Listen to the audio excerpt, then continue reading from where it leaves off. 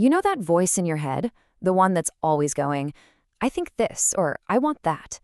Ever stop and wonder where it actually comes from? I mean, we're not born with it, right? So how does it get built?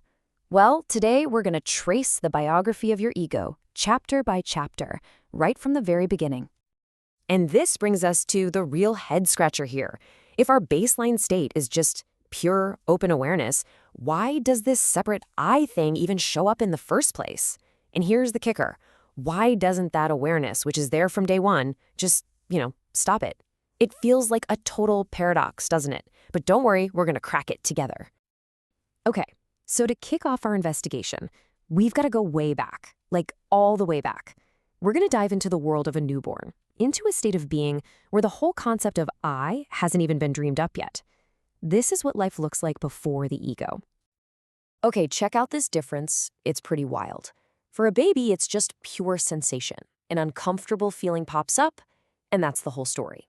But for an adult, we add a whole other layer, a thought. I am hungry. You see the difference? The baby is just in the experience. The adult has created a story about the experience, with I as the main character. So this awareness is definitely there in a newborn, but it's a totally different flavor than what we're used to.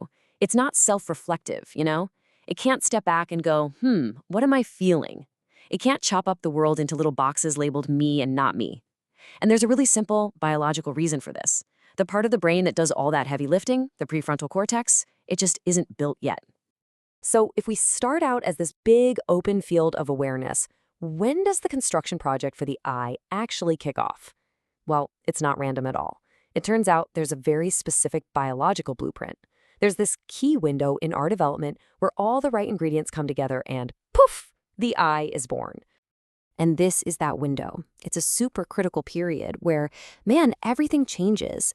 Between about 18 and 36 months, the brain starts firing on new cylinders. It gets language, it gets stable memory. And at the exact same time, the child is just getting bombarded with words from everyone around them. That's you, that's your toy, what's your name? And bit by bit, a self-image starts to form, and that whole ego mechanism just kicks into gear. And this really gets to the heart of it. Building an ego isn't a choice. A kid doesn't wake up one day and decide, you know what, I'm going to build an ego today. Nope, it's completely automatic. It's biological. Once the conditions are right, the brain's ready, language is there, people are talking to you, the ego just blooms. It has to. Okay, so it's automatic. We've got that. But why? What's the point? Why would our biology go to all the trouble of building this I? Well, it turns out the ego isn't a bug in our programming. It's a feature. And it's an absolutely critical survival tool for a tiny kid trying to figure out a very, very big world. I mean, the ego's job description is huge. It's what helps a kid realize, hey, that's my body and it's separate from that hot stove over there. Pretty important, right? It's what lets them form preferences, like this food is good, that thing is scary. It's how they build a social identity, a name, a family. And it's how they develop memory so they can learn and plan. Bottom line, it is a massive survival advantage. So let's be super clear about this. The ego is not the enemy. It's not some kind of psychological mistake.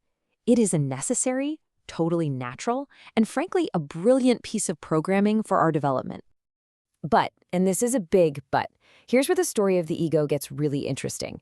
As we grow up, this tool that was absolutely essential for survival, well, its role starts to change.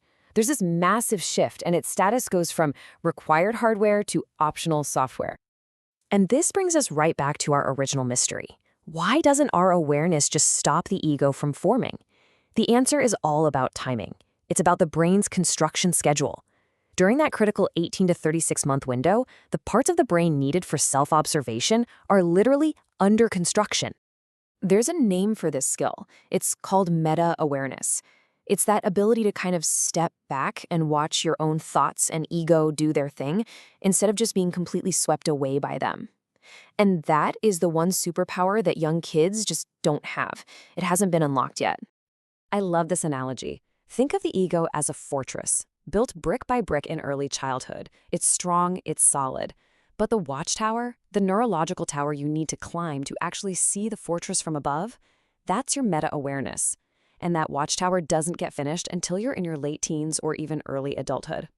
All right, we've got all the clues. We've followed the timeline. It's time to put it all together and finally solve the mystery we started with. Here we go. This is the answer. So, why doesn't awareness stop the ego?